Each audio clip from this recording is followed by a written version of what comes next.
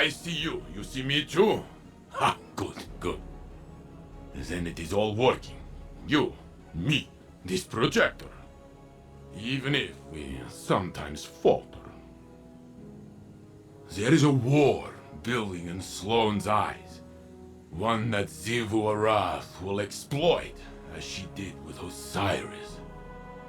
Savathun wore his face, but it was Xivu Arath who took his light.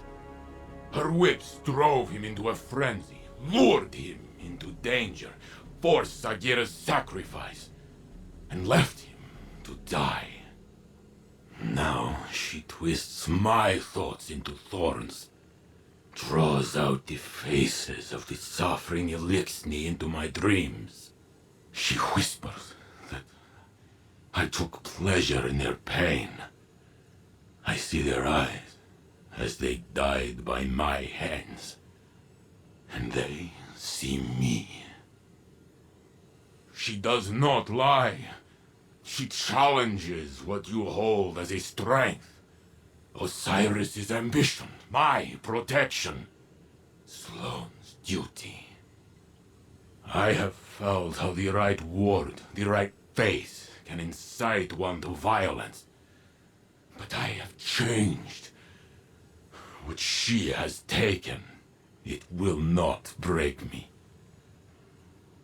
Sloane is no warrior of glass, but the war within her. Even stone crumbles under enough strife. Stay with her, Guardian, as I should have with Osiris. We must offer her what support we are able, even if she does not want it.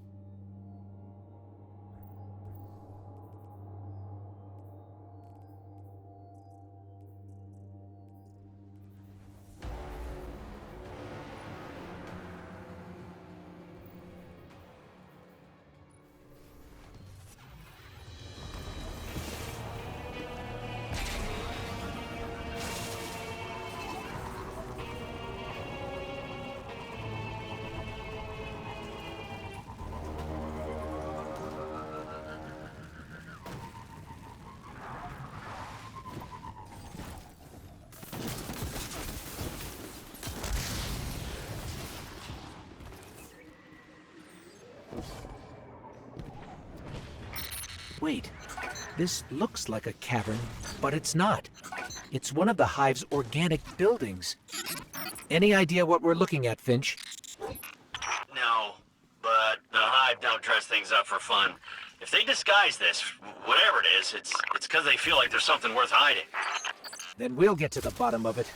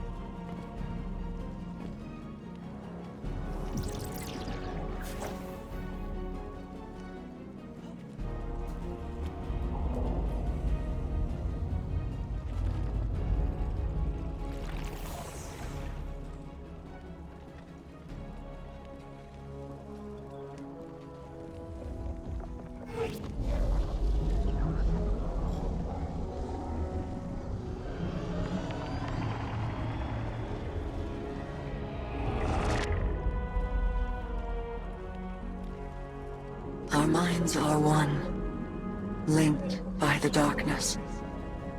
But only for a moment. I must borrow Sloane's voice to speak my words. Please, heed them well.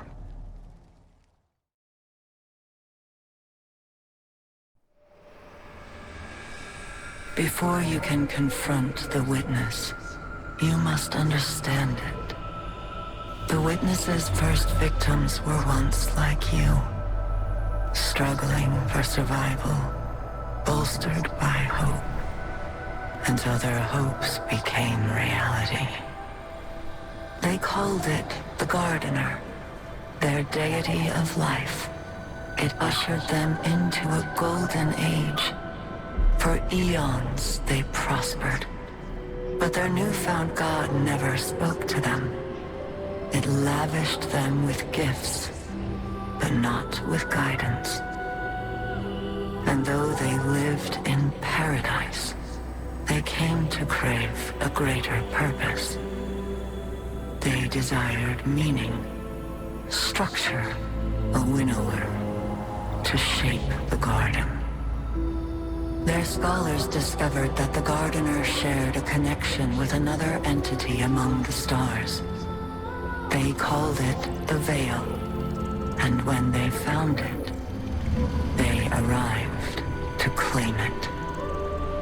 They already knew much about the light, how it could bend the laws of the universe and create life. But they came to realize that it could bring ruin just as easily.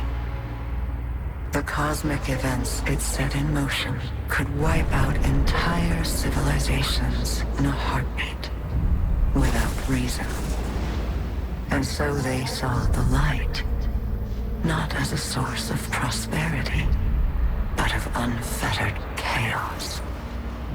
By studying the Veil, they came to know the darkness.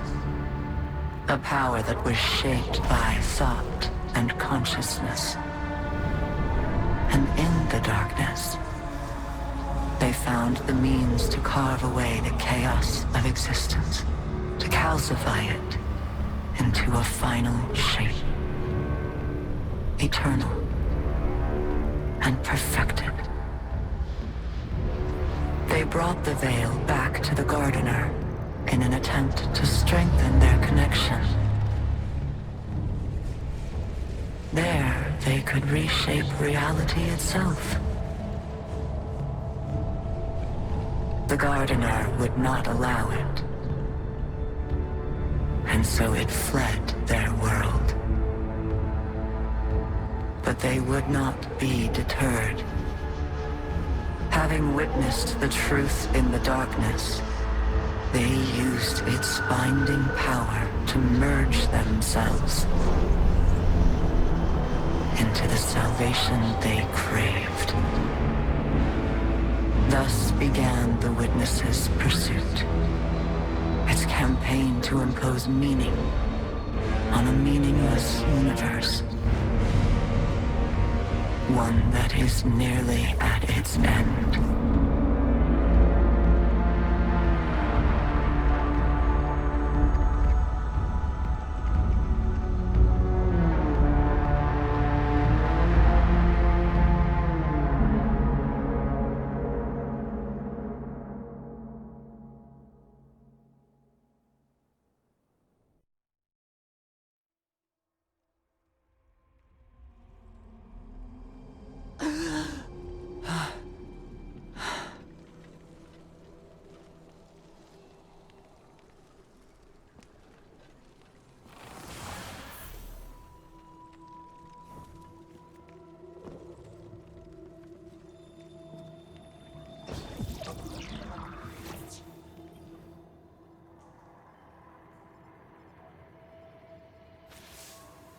Well, now we've heard what Asa had to tell us.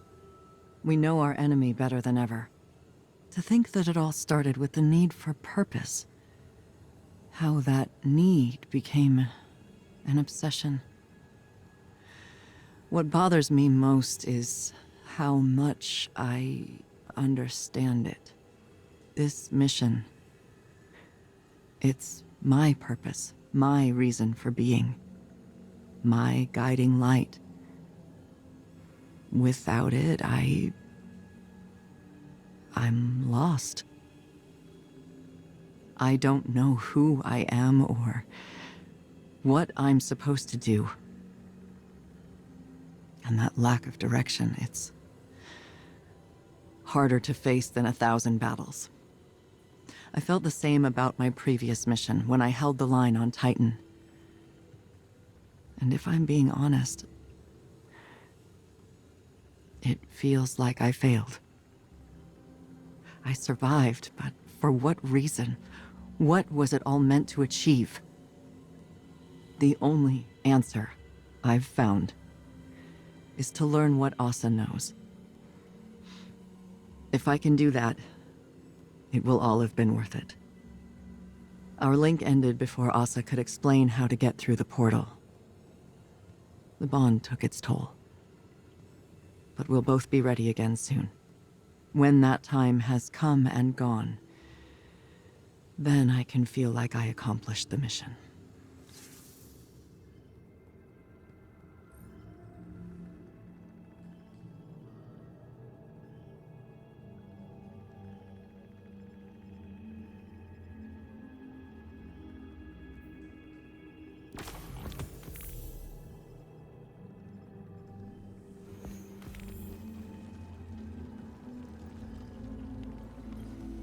You never did tell me why you trust the Nine so much.